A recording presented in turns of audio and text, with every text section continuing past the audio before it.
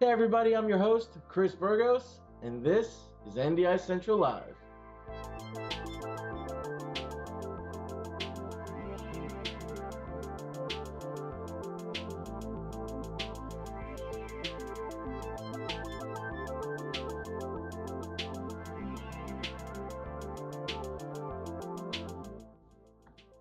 Today I'm here with one of the big players in sports broadcasting, Mike from Sportzcast.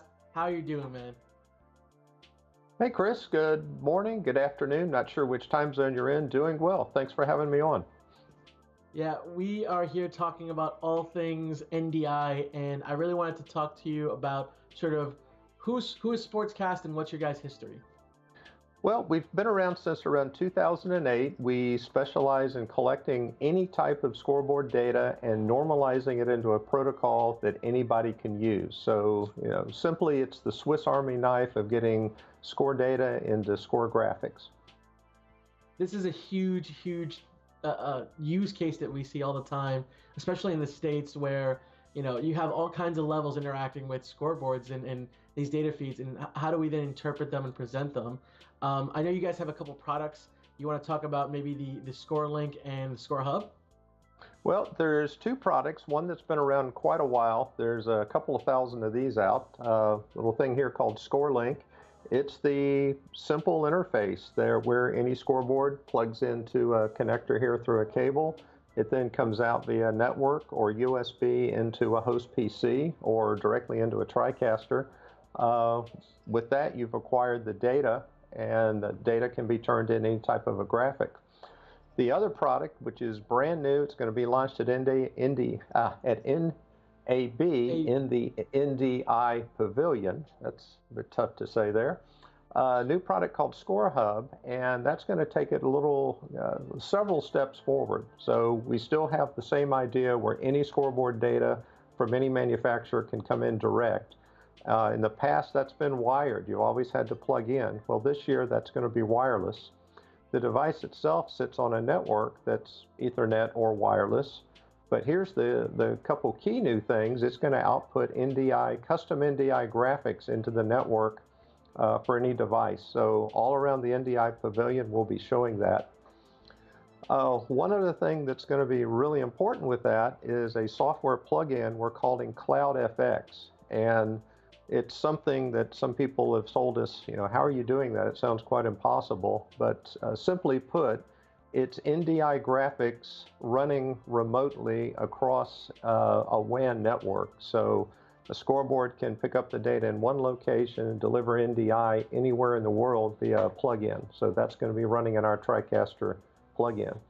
So it might have sounded a little confusing with all of that, but kind of to reiterate, it's an NDI plugin inside of a TriCaster or any production device that accepts NDI, and that it natively is producing an NDI signal inside that device across a WAN network with minimal bandwidth. So there's a lot of future for remote broadcast with that.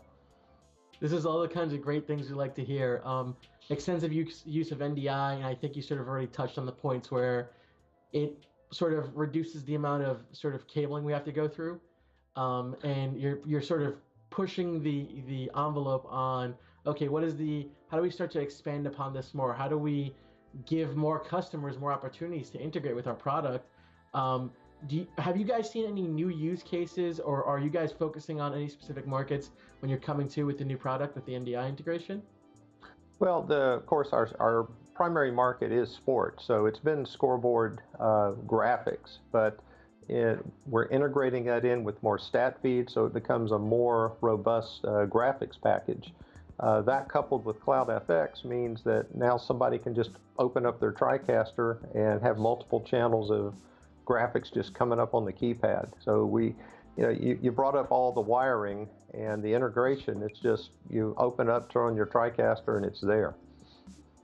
That's really amazing to think that you guys are doing some stuff leveraging cloud tech and sort of going, hey, this is going over the public internet, and we're going to handle all these scoreboard and data feeds. And a lot of times I think people sort of think about this in a smaller space. They think about big three sports, things like football, baseball, and basketball. But there's a lot of sports data out there.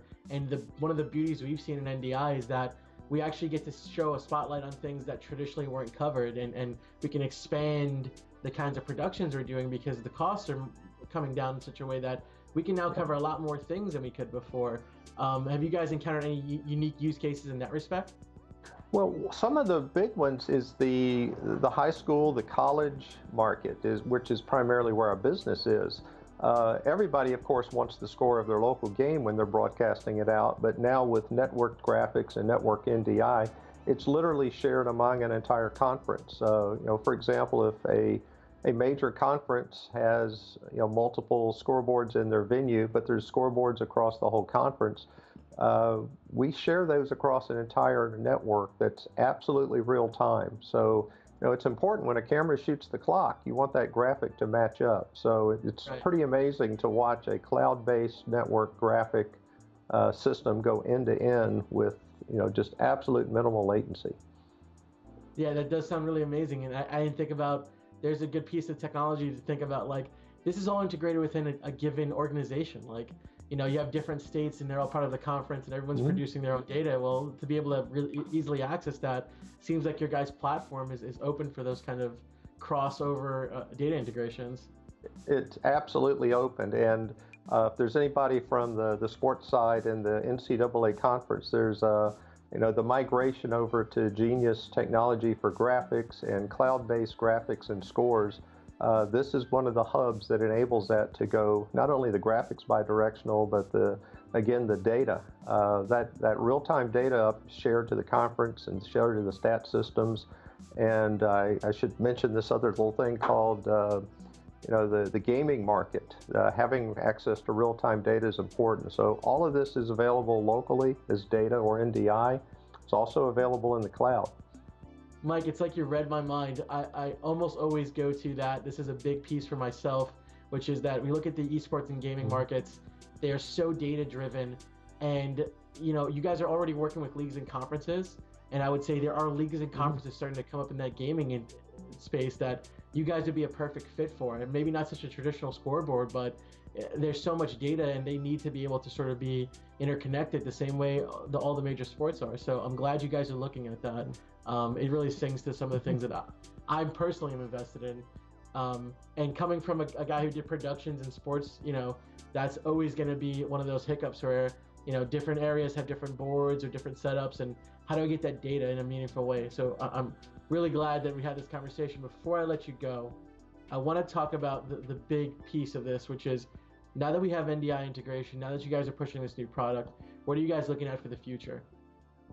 Well, it's actually, I've had some conversations with some higher ups within NewTek and the format that NDI rides on. So we've made some suggestions about multiple layer NDIs within one channel, putting some metadata for size positioning information, and variable frame rate. Like if you're running a scoreboard graphic that's static, or maybe it's ticking once a second, there's no reason to bog down bandwidth with 30 frames a second. It's just do updates as it's needed.